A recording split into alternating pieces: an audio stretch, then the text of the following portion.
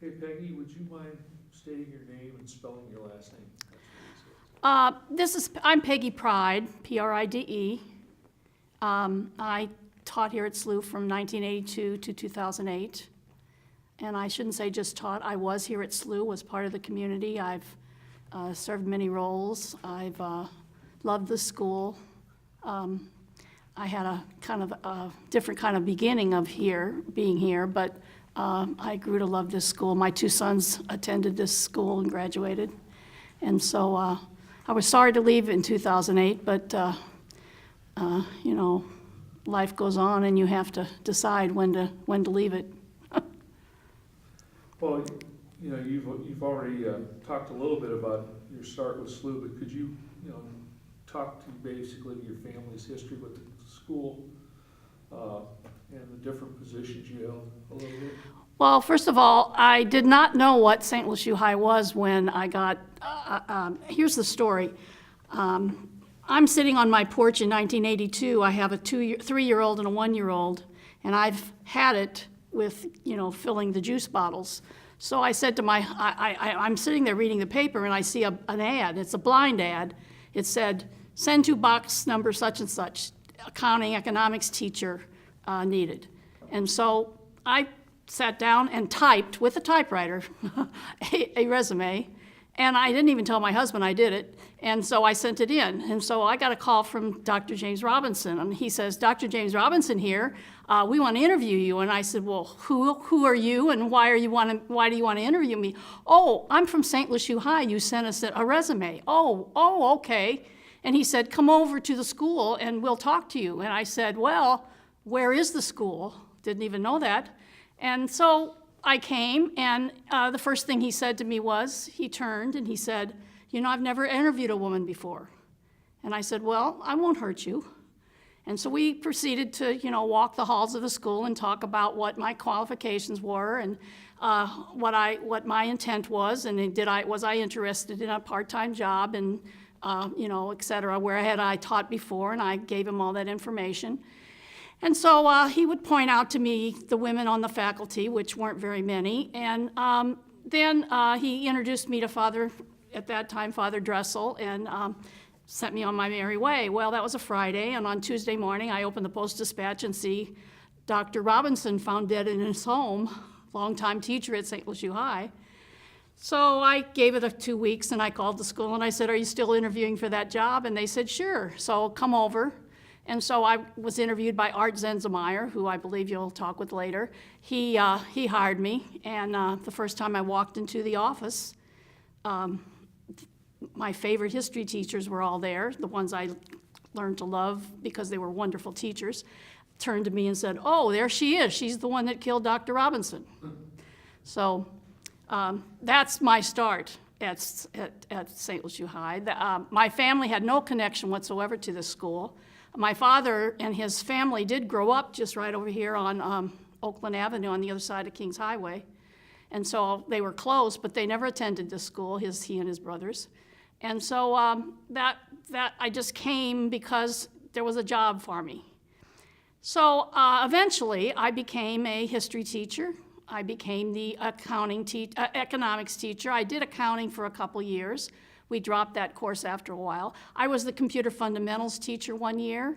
I was the meteorology sponsor for the school. We had a weather club that we went to various places around town to the TV stations and looked at their weather centers, and went out to the National Weather Service a number of times with these students. Had a group of about 20 kids that were interested. 2 or 3 of them, by the way, are now meteorologists. And so it was kind of fun to know that. Anyway, I did that. I did Model UN with the students for a number of years. I was chairman of the Social Studies Department for 15 years.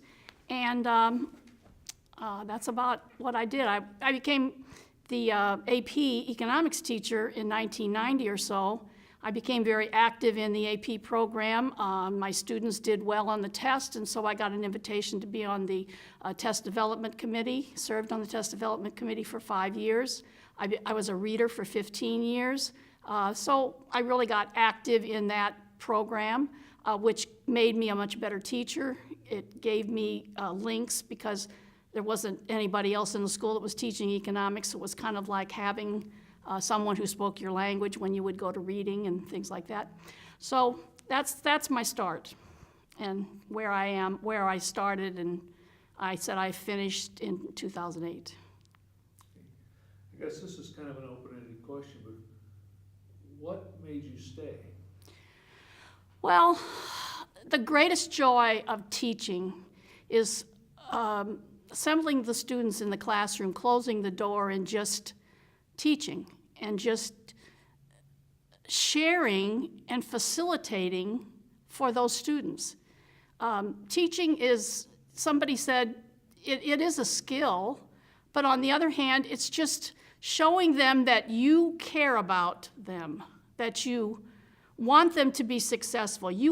I set high expectations, and I just did everything I could, gave them every skill I could think of to achieve that high expectation that was in my head. And so, for me, every time I walked in the classroom, the students would be there, and that was enough for me to say, hey, I can't leave this school. After I retired, I told people that if I hadn't taught at St. LUH High, I probably wouldn't have been a teacher all of my life, because it spoiled me so much. It spoiled me because I knew I talked to people that taught in other schools, in public schools, and they didn't have the joy that I had. You know, I just think that's what kept me here.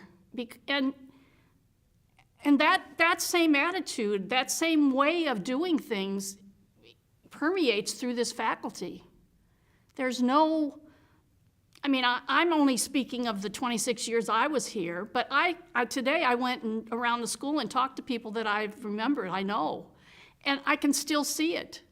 You know, I can still hear it in their voices that that's what they love. And so the faculty, to me, are probably the most important foundation of this school. And I think the faculty has changed over time. When I walk through the building now, I don't know that many of them, you know? Sure. So that's to me why I stayed, because I loved what I did. The students were wonderful. I loved every one of them. Okay. How would you define the school in terms of academically, culturally, spiritually, to someone who's never heard of it before? Well, I think academically, this school is tops, because it's the level of expectation, it's the variety, the diversity of not just the student body, but the faculty. It's the ability of those faculty members to stretch the minds of these students. That's what happens here. I speak of this because my two sons went here. My first son, Jeffrey, he didn't want to come here. We lived in Collinsville, Illinois, and he wanted to be with his friends in Collinsville. But I drug him here every day, and he just, in his junior year, just exploded with that wonderful academic drive. You know, it took him 2 years, but I'm telling you, he had it, and today he's an electrical engineer. And then my other son, too, he wanted to come, and so, you know, he's reading poetry to me in the car on the way over here, you know, things like that. That's the kind of thing that is infused into students from the faculty and from the environment. Now, spiritually, you can't beat it because it's a Jesuit institution. And I said, I didn't really know much about Jesuits to start, but as I learned more, you know, the greatest joy I had and greatest adventures I had was sitting in the dining room downstairs, and Father Mira, Father Currigan, Father Hagen, Father Doyle, they were sitting at my table. Not by their invitation, but my invitation, because I knew these were the foundational people that I wanted to talk to about what a Jesuit was. And so I learned an awful lot from them. And that's where I think the school gets its, even though there aren't as many Jesuits in these classrooms now, it's just the attitude that has continued, well, for almost 200 years. Okay, you know, people that went to school here in the 60s, like you had the Jesuits everywhere, okay? The kids that are graduating now don't see as many Jesuits, but they certainly have the same spiritual values that are instilled to them that come from just being here, you know? I just think that the culture of the school is based on, you know, the diversity. When you say diversity, that's a word that covers an awful lot, but it's really the way kids interact with each other, create, you know, a culture. You know, there's an expression out there in the world called corporate culture. Google wants to have good corporate culture. They want their employees to enjoy being there. Well, I think SLUH does that in another way. I think all Jesuit high schools and colleges probably do it. They infuse this idea of brotherhood, in this school anyway, to say, we're all together in this, and we're going to promote each other. I mean, that goes back to the motto of the school, doesn't it? Men for others. Next question. Well, the definition of, you know, men for others to me is just what the words say. These boys come in as freshmen. They're scared. They don't know what to do. They don't have a focus, maybe. But then through the instruction they get, not just in theology, not just, you know, in history, or every department is going to do this. They're going to foster in them a yearning that, and a way of thinking maybe, that it's not just them in the world, it's not just them in this school, it's not just them in this country, it's others. And there is the element then of, well, how do we serve others then? That's what I think it's about. Okay. What makes SLUH different from other, even Catholic high schools in the metropolitan area? Well, that's a hard question to answer. I taught in 1976 and 1975 and 1976 at Assumption High School in East St. Louis, which, by the way, is now a prison. So that kind of says my history is not so great as doing crazy things. But anyway, I'm thinking that that school had some good features. It was a co-ed school, and it had some good features, but it didn't have the same type of culture. It didn't have the same kind of thinking about each other that this school has. I don't know. I can't really answer it based on, I never taught in another school.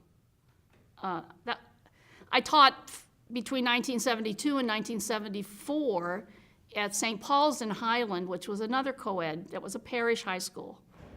That school had, it had good features too. But you know, to me, to be honest, I think that the difference between those schools and this school, this environment that's created by just having boys is so different than a co-ed high school.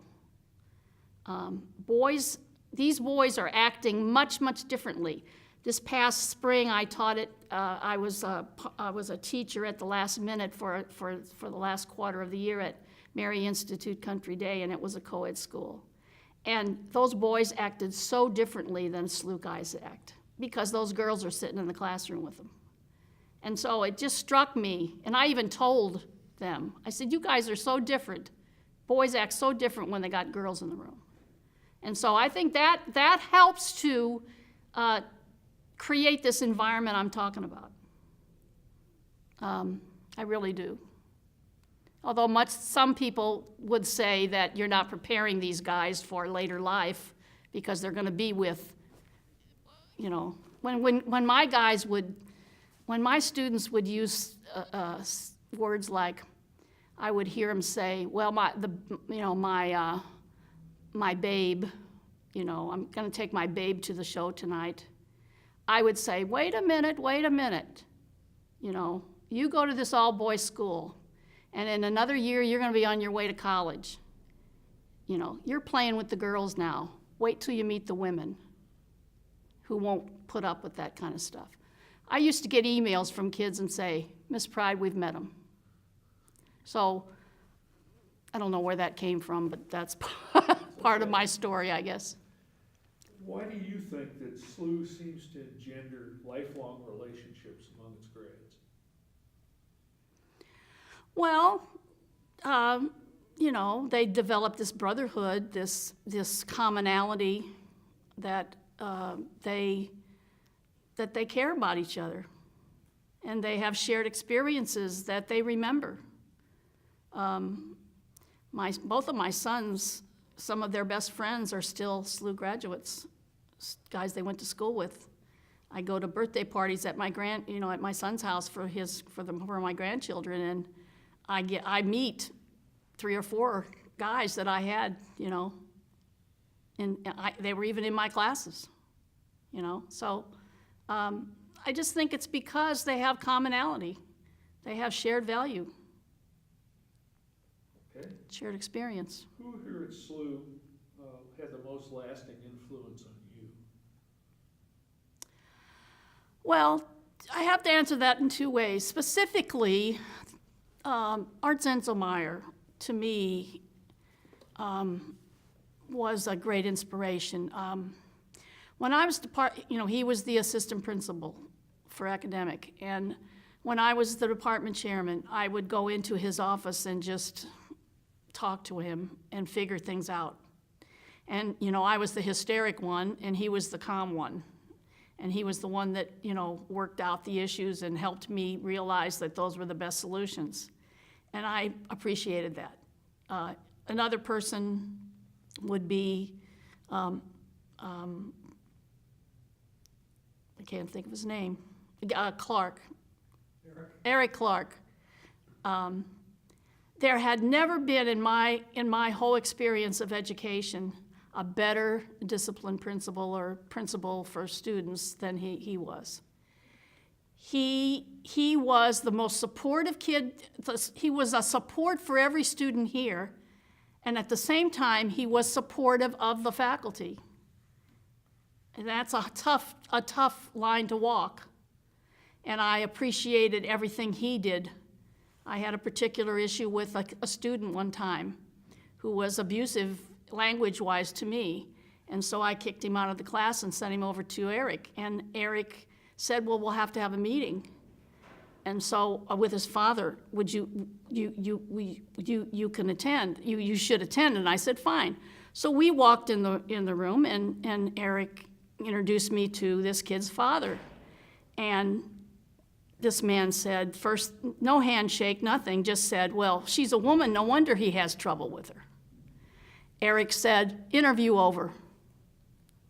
And he ushered him out, said to the kid, from now on, your classroom during that period is in my office. Very supportive of me, and I appreciated that to no nth degree. After that, I go back to the classroom, and the kids applaud because that kid's gone. So they knew that Mr. Clark had done his job, and that kid's effect on them was no longer going to be a bad thing. This is kind of an open-ended question, but could you tell the viewers of this documentary why SLUH is the best choice for secondary education for academically qualified young men? Well, I think I've said it, but I'll say it in a little different way. You can't get a better academically challenging experience. You can't get, you know, I think I want to call it the spiritual growth that comes with maturity, but on the other hand, there's the element of the Jesuit experience. There's just the idea that these kids every day are seeing caring adults, people that care about them and care about their successes. And I think academically, but spiritually, culturally, there's no better place for a boy to grow. My two sons got an experience that my husband and I couldn't have given them fully. We were supportive of everything that was done here. You know, I always thought that parents can do a job, but your son is with us here at the school longer each day than you have them at home. And so I think that would be it. And of course, you know, this school, in my mind, prepares the leaders of tomorrow for St. Louis, for the country, for the world. I mean, I have students that, run banks overseas, that, are financial advisors in New York, that are, lawyers in San Francisco, just everywhere around the country. And so this school prepares the men for others, but it's preparing the leaders of tomorrow. And I think that's an important function of this school, and that's why I think kids who are academically prepared, ready to come, that should be part of what they're doing. I mean, there's more lawyers, more doctors, more financial people. I mean, it's really, I mean, it's the college. I always introduce myself and say, if I'm at a conference, I'll say, I'm Peggy Pride. I taught at SLUH High. It was an all-boys college prep Jesuit high school. And the people will look at me and I'll say, yeah, all boys, yeah, Jesuit, yeah. It was it. It was the premier school in St. Louis to go to. So that's my view. Okay. And kind of for a wrap up, can you tell us some of your favorite memories about this school, your time here at SLUH? Well,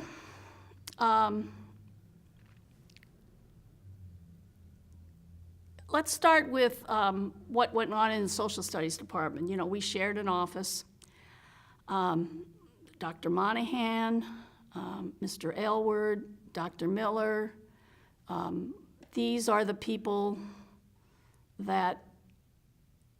these were the history teachers. These were the people that we would have the most marvelous discussions about things, about history. You know, I particularly I always recall Dr. Monahan would say, well, I was teaching about the Civil War today, but I got one of those life lessons in there. And we'd say, well, what does that mean? And he'd say, well, he says, I tell stories. You know how I teach history, Peggy? And I said, yeah. He says, I told the story of the Civil War, but I also injected the idea of what was behind it all. What kind of... Yeah, sorry, we got a lot of noise now. Okay. Maybe just pick it up with who you were talking about. Dr. Monahan, he would teach life lessons. He would inject these into his stories. And so kids would come out of that, and I would ask kids in the hall, well, how was your class today? Oh, well, he told us one of those stories, but he got one of those lessons in, So that was very impressive to me, that this grisly teacher who kids feared, they really loved him because he could give them more than just the history. I loved, you know, faculty had to supervise the cafeteria. I loved going up to, Dr. Dai, the Chinese teacher, and say, "Oh, Queen of the French fries today." Things like that. Just the experience of fostering so many friendships here. Friends that, today, when I came here, I came early, I said, and I got welcomed by all my old friends, all the people that I worked with all those years. And so that to me was a good experience. And every day you'd come, you'd feel invigorated because the people around you, you knew, for the most part, were doing their jobs and doing them well. Anybody else have anything they'd like to add? Peggy, you said just a few moments ago the phrase, the Jesuit experience. Could you expound upon what that means to you? Well, some kids go through their high school careers, not here, but other places, and I think this is true, and they don't get what I'll call it the world experience. They don't understand the real set of values that come with living. And I think the Jesuits, for the way that they act, they teach, they promote, they just provide a set of experiences that say to the kids, there's a maturity level that has to be developed, and that maturity level also has a element of a worldview, and that worldview is going to make the world a better place if more people had that worldview. And I think today, we have a pope who is a Jesuit, and you can see how the worldview is shifting and changing, and where some Catholics are a little bit nervous about it, but in my view, it's just the Jesuits.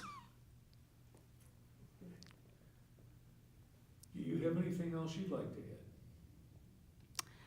No, I had 26 wonderful years here. I think, and my two sons graduated, which was wonderful, made me very proud. And I just hope this school can go on. It's going to be 200 years pretty soon, but that shouldn't be an end at all. The world needs these kids that graduate from this school.